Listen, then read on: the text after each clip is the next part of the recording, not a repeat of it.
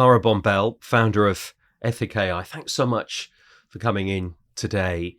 You've been in India, just chatting just now. It's quite the journey that artificial intelligence is on now. But very briefly, just bring us up to date with stories about you. How did you get here? Just a bit about your past. So I've been one of those people that has climbed the jungle gym of careers.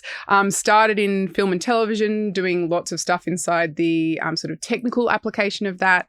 Then found this new world of digital that was happening in the 2010s, more like late 2000s, more like that. Then sort of climbed my way up inside digital tech. So I was working very much inside the advertising industry, MarTech, aspects of life, working with lots of corporates as part of that ulterior life. And then was inside chief operations officer roles inside large organizations, and got to the point where I kept on seeing what was happening in AI. I was using in my everyday life. And I could just see the train coming down at the end of the tunnel, that everyone was kind of starting to have these thoughts about what's going to be the impact of work. I could see how it was starting to impact on work for, when I was working to support organizations in shaping their operations. And no one was really kind of thinking about how to do this ethically, how to actually drive the conversation in a way that was human first. Because my passion in life is very much technology, but then also like social change and advocacy. And so when I was looking at this happening, I was going, this is going to be a massive disruptor to the job scene, to how people work, to how people define their value. And, there is dignity in work. And I think a lot of the conversations I was seeing happening with big tech were very much along the lines of, we'll get universal basic income, or there'll be other options to do. But it didn't actually kind of solve this core inherent thing of like, how do we find purpose?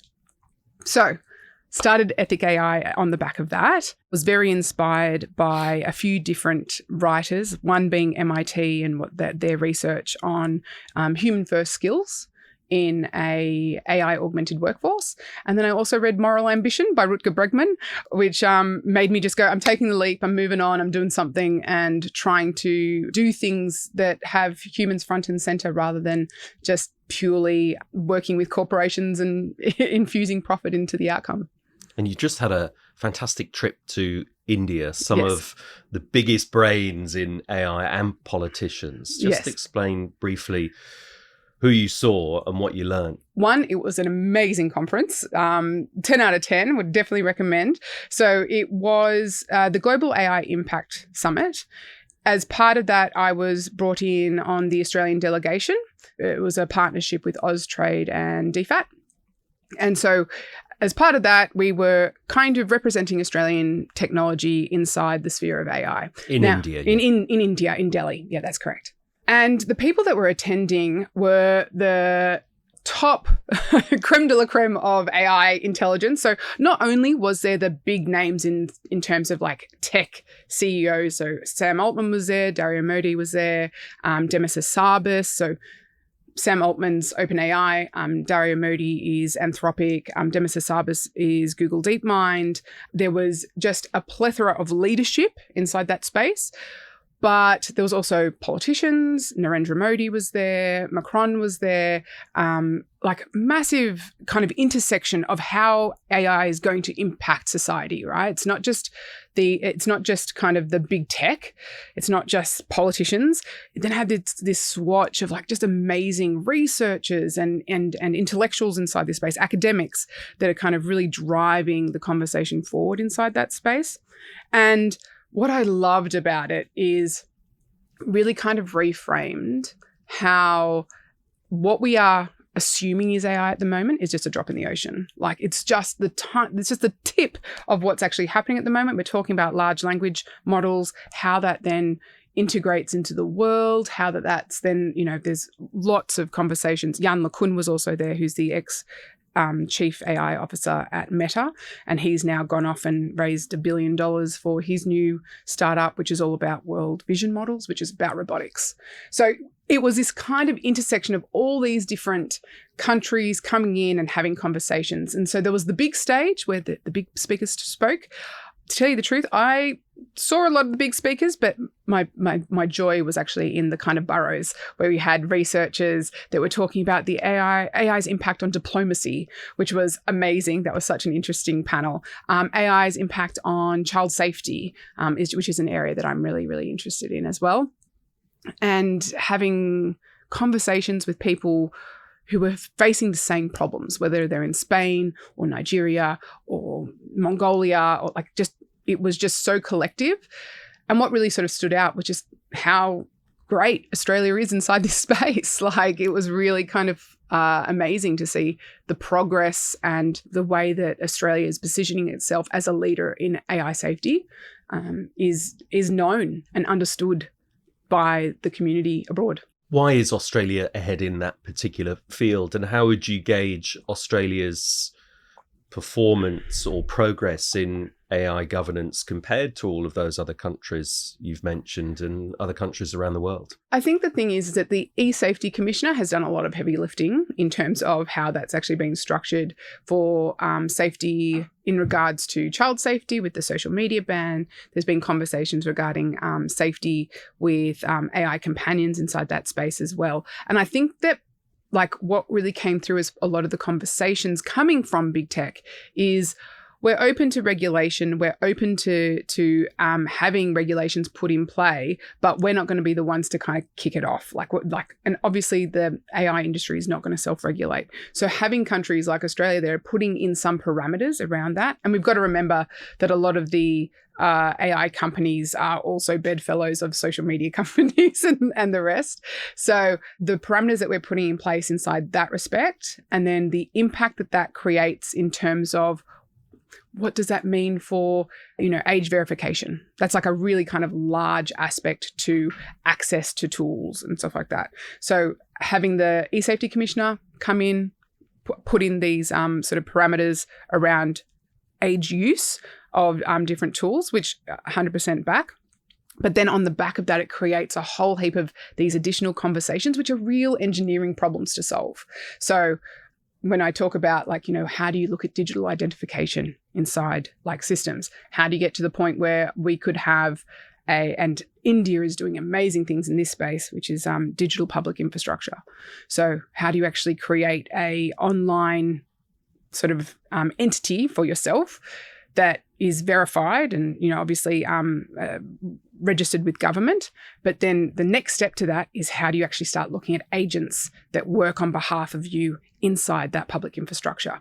And there's amazing work happening at the moment with MIT and Project Nanda inside that space, which is, creating these agents that work on your behalf to, for example, you turn a certain age and then it does all your applications for senior citizenship, or, you have a child, therefore it goes through all the processes of setting that child up in system for different, and what does that mean for tax implications? All those things that kind of work on the benefit of citizens. How do we actually use systems to enhance that? And you're working with the Governance Institute on our agentic AI white paper. In terms of agentic AI, what makes it particularly challenging for professionals in governance? Why is agentic AI really on the frontier of that debate? Well, I think that we just have to look at how work has been shaped previously. So, ultimately, governance and risk kind of assessment has happened on deterministic kind of workings for how things will roll out. So even if you just look at a basic risk register and there's if this, then that, right? So you have these kind of aspects that are kind of taken into account as part of that process. AI is not deterministic. And that is the definition of AI. So, we've been working with automation for years, and I think that most people have gotten their heads around how automation can work. Automation isn't AI. AI what makes AI by definition is our inability to determine exactly where it's going to land, because it has these large patches of data that's drawing in from. You're not just like constraining it. So we're working with that kind of idea that, you know, it's going to be its own entity. You have to kind of work with decision-making frameworks in a different way. It's not going to be an if this, then that. It's going to very much have to be, you know, how do we look at second and third order potential? How do we look at our ways and means of mitigating risk as part of that? And in the instance that it does, how have we shaped our thinking around it to make sure the decisions that we're making are defensible? Is that going to be easy? Is it going to be easy? Absolutely not. But, you know, what I'm actually buoyed by, right, is like how many people spend their time, you know, in spreadsheets a day. Like, you know, I don't think anyone wakes up in the morning and is like, yes, I want to be in a spreadsheet. But it's like, okay, this is actually the skills that we need to embed as part of the next generation of the workforce, right? It's like, actually, how do we embed ethical and critical thinking in our everyday? Now, when we look at how work evolved, particularly post-war, it's been very much in the realms of transactional, moving things, you know, a conveyor belt of work. And so someone does something, goes to the next person, goes to the next person. And this is just shortening that up so much because it can do those things. That's what AI is good at. What AI isn't good at is being human. So what are the skills that are uniquely human? And that's what we actually have to lean into. And so that's why governing that becomes a different kind of way of shaping the workforce. It's very much ensuring that you are able to understand, empathize where people are, integrate with them, shape critical thinking, opinion making, judgment as part of that, thinking about creative, novel solutions. Oftentimes, I think the conversation around creativity in AI is that, you know, okay, well, there's potentially impacts there in like mass churning of output, but AI can only work with existing paradigms. Like it's not creative in its application. It's just taking what's currently there and then rehashing it. This is where it's like, okay, people should be investing more inside novel research inside the space. They should be investing in white papers. They should be going through the process of going, what's the cutting edge of this? And I cannot, you know, think for a second that change is going to rapidly accelerate, hopefully benefit to humanity as part of that process. And to what extent, Kara, does this all make traditional governance frameworks obsolete, or are they going just to have to be agile and develop, or do we need something completely new? It depends on the organization, obviously, because I think there's going to be some where those sort of parameters that get put in place make sense for that type of work. Like you're going to have more rigid restrictions in financial sort of sectors, for example. But the realms of disruption inside that space are also things that we need to take into account. So how I kind of would see it is that everyone should be having a look at and assessing different governance frameworks as part of this process. How far they lean into them obviously depends upon their risk tolerance and integration with AI tools as part of that. But like, for example, I find so many people have moved into, let's go customer experience, customer service.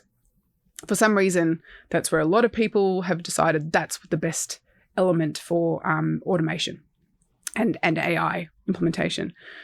It is the probably like most risky area because it's your front coalface with your customers. So what it says you are accountable for, right? So if it makes a mistake and you've gone down the path of doing it and you've streamlined that part of it, you are in a far more difficult position to actually provide value to them, to open yourself up to risk inside that space because you're actually accountable for the same types of regulation that you've got if it was a person representing your business. But then obviously you've got the opportunity to train people more inside that space. But this is where, again, it hops down to what are the skill sets that are really going to drive forward and give you a strategic advantage inside the environment, because I think that we all know that the beating drum of customer experience being front and center of all, of all businesses over the past probably like 10 years has been very much inside my career ramped up significantly.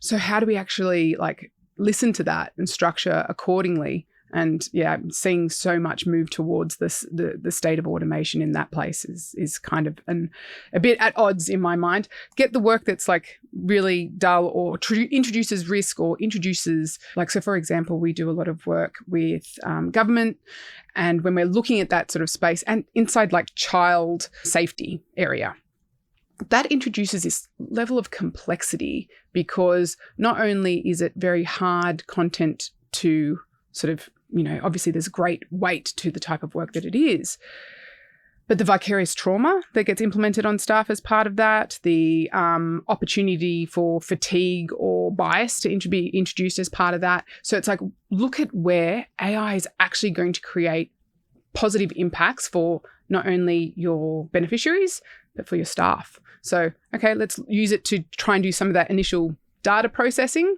and then we can go into critical thinking and reshaping what that workforce is actually geared towards to drive towards impact. I get the sense that many people will be overwhelmed by all of this, especially people in decision-making positions. What do I need to do? How do I do it? And certainly for, say, executives and directors, what can they do to make sure all of this is going to work, that it's going to be ethical and it's going to be honest and it's going to actually not expose them to risk? So the two parts to that I think are important. One is that there is $1 trillion industry wanting to make you feel that it is scary and that it is something that's untenable and you can't be understood. There's a great level of mystification happening inside that space, because when you think about it, like, you have people that you work with all the time. Is that not exactly the same instance as using like artificial intelligence? It is using human intelligence to work. And so if you're used to working with people, you find that the people that get the most out of it are typically, like, managers get a lot out of it because they can actually coordinate people in a way that is very reflective of how agentic AI can work. So how do you actually delegate? What do you delegate? How do you actually coordinate and bring that together? So there is a space there that's like, I think that there is a big drive to drive this fear conversation, primarily because it makes money. That's how they can sell their software and do the rest. But in terms of like, how do they make sure that they're really kind of taking into account these things? I think the skill sets that kind of have to be invested in is that level of defensible, like what we do at Ethic AI is very much inside defensible decisions. So we look at ethical frameworks, and then when we're in the process of making decisions, how do we apply different ethical frameworks so that we can defend our decisions? So no matter what the outcome is going to be, because you can't control the outcome deterministically, it is going to be based on, different aspects that introduce risk as part of that. So you have to kind of go, how do we defend our decisions? Point one. And then two is, what kind of error tolerance do we have inside our organization? And so looking at that and kind of mapping out, what risk threshold are we happy to take with both our customers and our brand reputation? Obviously, many people say none on both axes, but then that just stymies innovation. So you have to kind of think critically that you've done the work, that you've thought about the potential benefits by going down this path. And it is still governance by proxy. It's still working through what risk is being introduced, how we go through this process. It's just creating a different level of integration of it as part of a higher tier thinking, I would say. Less about, it's going to be, how do you preserve your brand reputation as part of that as well? We're seeing a lot of problems inside that space at the moment as organizations are rolling it out for the wrong reasons. If you see, like even just this past week, and I don't want to bag on any particular companies, but like there's been ones that have dropped a large number of staff and cited AI as being the main cause. Now, AI is not the main cause of this. Like it's a very convenient scapegoat to say, okay, AI is causing these impacts. The impact is that you haven't kind of thought critically about what the potential impacts of AI would be, and the business model hasn't proved to be resilient inside that circumstance. So, like, blaming it on the technology when you've got significant amounts of like resources to be able to shape what that looks like is like, I just think it like lacks vision. And so I think people have been spending too much time maybe focusing on the wrong elements. So how do you actually look at AI not as a costly reduction lever, but look at it as an opportunity? And how do you shape your business strategy around delivering that that future gains? And I think that from my perspective, the like big consulting has played a big role in that, because the muscle memory inside big consulting is very much towards cost reduction. And so in terms of their consulting and how they've approached that with their clients has been very much, okay, let's look at it purely as a cost-cutting measure, rather than looking at what are the problems that we actually haven't solved that AI could now introduce opportunities to solve. We've got these tools that are able to crunch massive amounts of data that we never previously had. And that just opens up a whole new opportunity for every industry. And that's why we're seeing this kind of impact across every industry.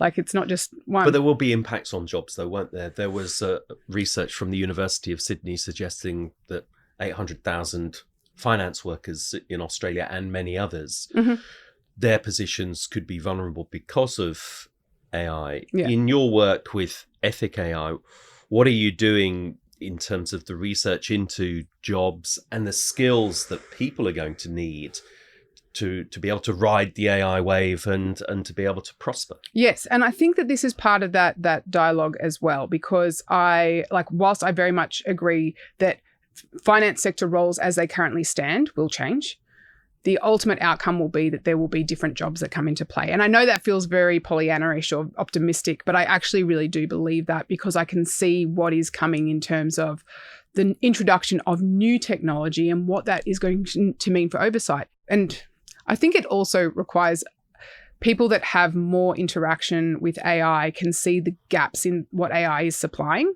So, in terms of what those roles could be like, and I'm just going to go purely from an ethics perspective, there is so many roles for AI ethicists inside that space. Like, okay, how are we thinking through these issues? Even if you look at the biggest players in Anthropic are all coming from like philosophy backgrounds and very, very different kind of backgrounds. So the types of skills that are being looked at and developed as part of the future resilient workforce, we built Ethic AI to try and support not only individuals, but organizations shape their workforce strategically for AI implementation.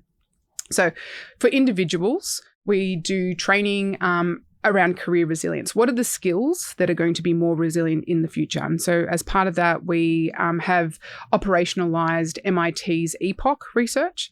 And EPOC stands for empathy, presence, opinion, creativity, hope, and vision.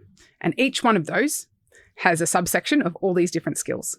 So when you look at the role that you currently have, there's going to be parts of that role that are going to be automated or AI will be introduced and take away that part of the role. Typically, it's the most repeatable administrative parts of that role will go.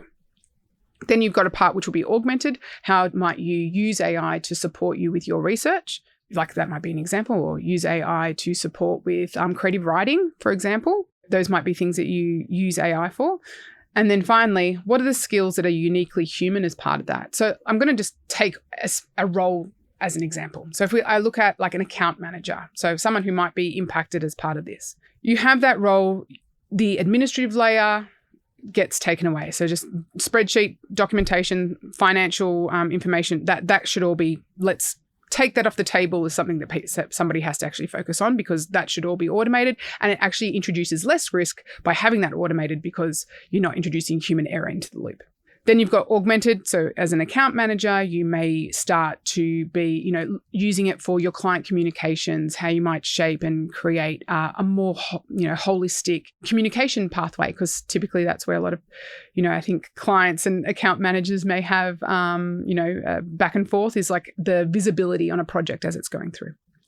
And then in the EPOC range, how are you actually investing in your client? How are you actually going and understanding their business problems? Are you going through the process of actually providing value through novel research? Are you going and like pounding the pavement, asking people, comparisons of what competitors are doing? All those things. So the role shapes and the value is more high value, but realistically, it doesn't take the role away. It just has to shape it. And this is where I kind of go into that whole, like, it is a race to the bottom at the moment because everyone's using it for cost effectiveness, like just cost efficiencies. It's just unsustainable. It's an unsustainable model. And then when everyone has AI, you're going to realize that you have no strategic advantage as an organization. You actually have nothing that makes you different from anyone else because it's all being automated away. So if that's the case, how do you differentiate? And so that's where those epoch skills are really foundational. So at an individual level, that's what we do. Then for a organizational level, what does that look like for your org design? How do you actually shape your organization that you may have agents doing part of the work and then you've got people that are overseeing and maybe have an ethical oversight element to it? So if there's, for example, I'll use the example that we often use, which is AI hiring. A lot of people are using AI to, whittle down job applicant lists. Again, probably I totally understand, particularly when there's lots of applicants, to be able to identify key candidates as part of that. Maybe a good application for it.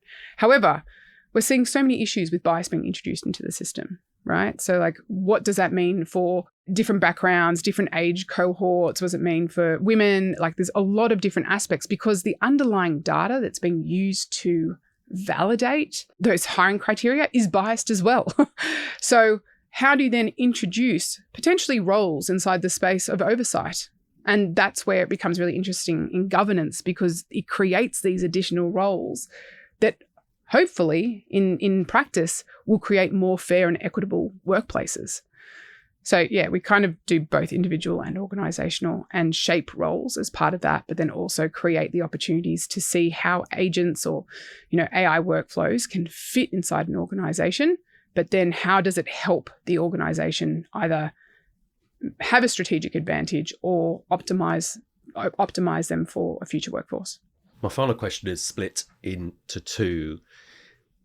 To sum up, Kara, if AI governance goes badly wrong, what might happen? What might be the nightmare scenario? And therefore, how important is it that we get it right?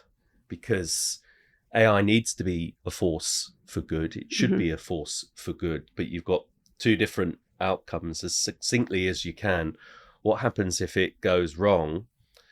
And what do we need to make it go right? If it goes wrong, I think we're sort of seeing the canary in the coal mine in a lot of different places there in terms of how it's being implemented wrong. And this is where we're seeing mass layoffs in large organizations. We're seeing, just particularly inside the tech industry, that industry is going to be one that's going to be impacted first because the things that they are doing are very much integrated with AI. So they are obviously the first companies that are implementing it in that way. And you're seeing these mass layoffs as part of that. And you're seeing, I think, the introduction of ethical risk. Look at what's happened with Grok and, with XAI and, the implementation of essentially child exploitation material and just abuse of women on those platforms because they introduced a technology that was so inappropriate for use, like so ill-considered as part of that process. And so I think that the thought process that goes into the future kind of thinking around these spaces, like at the moment, we are seeing what the worst case scenario could look like inside a lot of these American companies.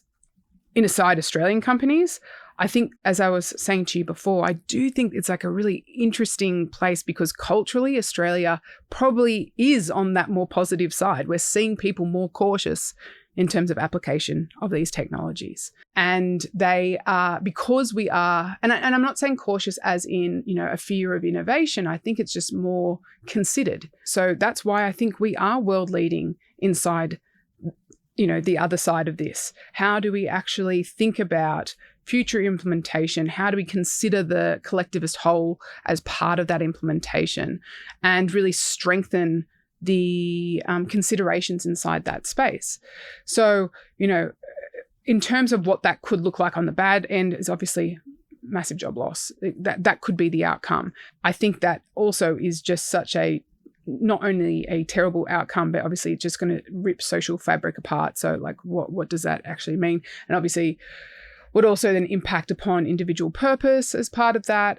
What does the mental health kind of situation look like in a country that has developed and then stripped away all sense of purpose? Obviously it can go very bad. The alternative of that is in the instance of it being considered, of it taking on parts of a role that either aren't directed towards human flourishing, so administrative labor, stuff like that, or that reduces the potential, vicarious trauma, or, there's whole industries that have to deal with very, very difficult content all the time. And there are ways to help that. There are ways to improve the process there. And by redirecting towards those types of use cases and really focusing on those, the opportunity to really make a positive impact globally, and being in India and seeing this and seeing the difference that it's giving to, for example, agricultural workers inside India, the amount of produce that they're able to produce inside these, agentic systems is, just absolutely game changing for them. So you need to have the right sort of structures and intent when you're building it. And that needs to happen now, because you go too far down the road on this kind of really low value, let's just cut costs route. The muscle memory becomes that. You lose your brand reputation in market. We've seen that happen time and time again when organizations have just implemented AI in a way that doesn't it just doesn't meld with what people think is fair or what is good. And that is a brand reputation issue.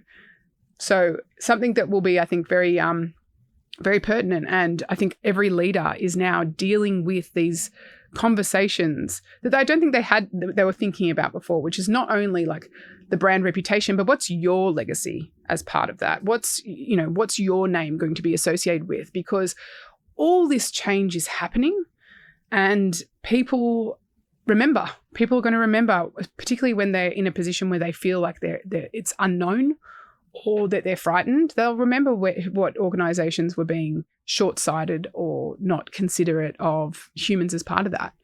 So I hope that answered the question. I kind of went in a few different ways. No, it feels like an immense moment in time. And Kara Bombell from Ethic AI, it's been a real delight. Thanks so much for sharing your thoughts on this amazing journey. Thanks so much. Thank you for having me. It's great.